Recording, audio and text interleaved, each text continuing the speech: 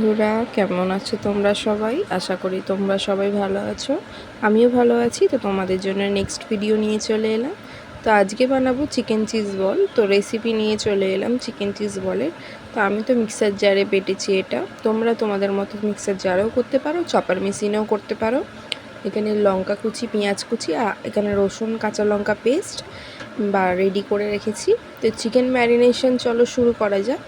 নুন, রসুন বাটা, আদা বাটা, কাঁচা লঙ্কা কুচি আর পেঁয়াজ কুচি, অ্যারারুট, ডিম আর ব্রেড ক্রাম্বস সব কিছু দিয়ে ভালো করে একটা ম্যারিনেট করে তো রেখে দেবো কিছুক্ষণ।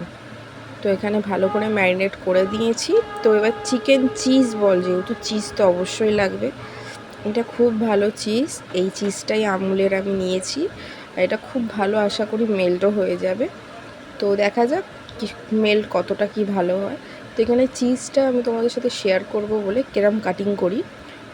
তো শ্যুট করতে গিয়ে একটু বেঁকে গেছে, যেহেতু আমি একা হাতে ভিডিও করি। তো দেখো আমি কাটিং করে নিচ্ছি একটা একটা করে। তো এখানে অলরেডি কাটিং করা হয়ে গেছে। আর এখানে দেখো আমি দেখছিলাম যে ভালো করে ম্যারিনেট হয়েছে কি না। তো হ্যাঁ, ম্যারিনেট ভালো করে হয়ে গেছে। হাতের মধ্যে তেল নিয়ে তো এবার গোল করে নিয়েছি চিকেন বলগুলো। আর একটু ভালো করে মাঝখানটা ফাঁকা করে নিচ্ছিলাম যাতে চিজটা ঢোকানো যায়। আর তারপরে ভালো করে মুড়ে নিয়ে গোল করে একে একে রেখে দিলাম প্লেটে। তো এখানে অলরেডি এত কটা আমার তো চিকেন বল রেডি হয়ে গেছে, চিকেন চিজ বল।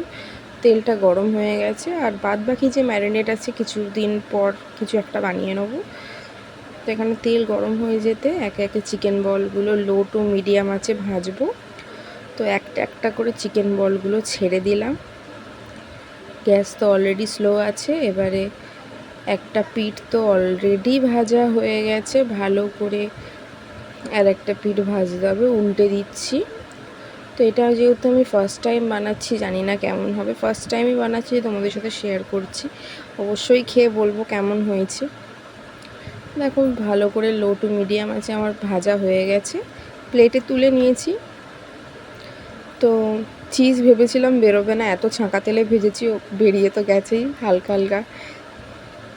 এত গরম ছিল নিজের হাত দিয়ে ছিঁড়তে পারিনি।